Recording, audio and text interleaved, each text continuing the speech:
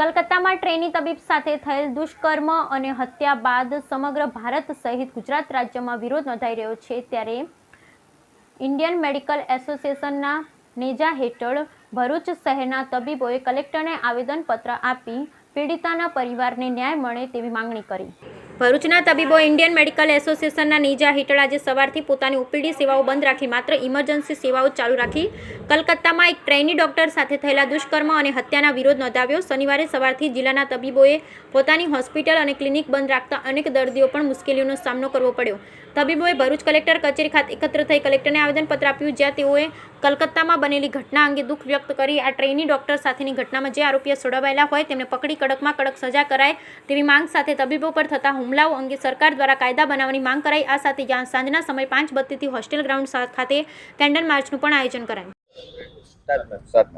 નમસ્કાર, હું doctor Pragati Barot, honorary secretary IMA Bharuch તરફથી ભરૂચના તમામ નાગરિકોને જણાવીશ કે આરજીકર મેડિકલ કોલેજ કોલકાતાની જે દુઃખદ ઘટના થઈ છે એ ઘટનાના વિરોધ પ્રદર્શન માટે IMA ભરૂચના તમામ ડૉક્ટર્સ દ્વારા આજે સવારે 6 વાગ્યાથી આવતીકાલ સવાર 6 વાગ્યા સુધી તમામ નોન એસેન્શિયલ મેડિકલ સર્વિસીસ રદ કરવામાં આવી છે।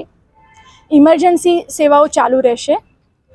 આ ઘટનાના વિરોધ પ્રદર્શનના ભાગરૂપે IMA ભરૂચ તથા ભરૂચના મોટાભાગના NGO દ્વારા આજે એક પીસફુલ કેન્ડલ માર્ચનું 8 વાગે 5:32 સર્કલથી હોસ્ટેલ ગ્રાઉન્ડ સુધી આયોજન કરવામાં આવ્યું છે।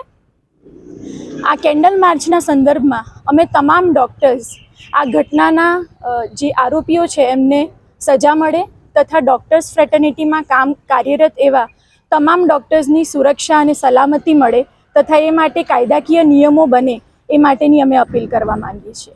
Thank you.